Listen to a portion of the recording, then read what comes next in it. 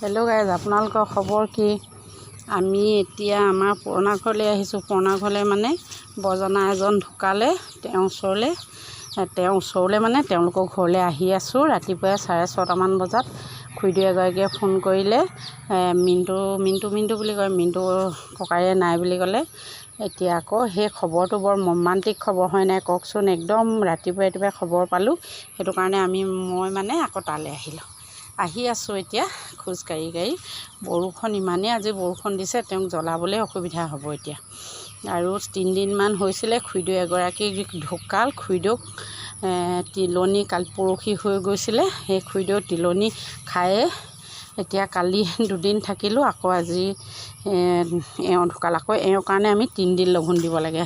কিমান দুখৰ কথা চাওকচোন। এতিয়া এই খেতি ছিজনত বাৰু লঘোণ চঘোণ দি থাকিবলৈ আছে নি? বইল খালে মানুহবোৰ এনেও সদায় খাই থাকিলেতো দুৰ্বলেই হয়।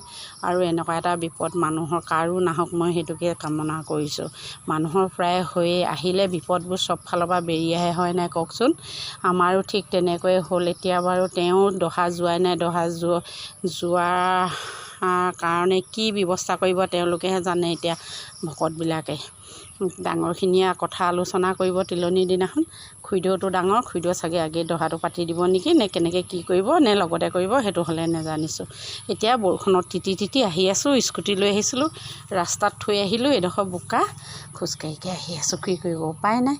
আৰু ঘৰখনৰ বোৱাৰীজনী যদি নেযাওঁ তেওঁলোকৰ মনটো দুখ পায়, সেইটো কাৰণে আহিলোঁ। মোৰ ভিডিঅ'টো চাব, ইমান বোকাই পানীয়ে আহিছোঁ, আপোনালোকৰ কাৰণেও যুগুতাই দিছোঁ। আৰু লাইক কৰিব, ছাবস্ক্ৰাইব কৰিব। আৰু ভৱিষ্যতে কোনো মানুহৰে এনেকুৱা দুখ একে লগতে নাহক, তাৰে কামনা কৰিছোঁ। আপোনালোকে সুখে থাকক, কুশলে থাকক। ধন্যবাদ।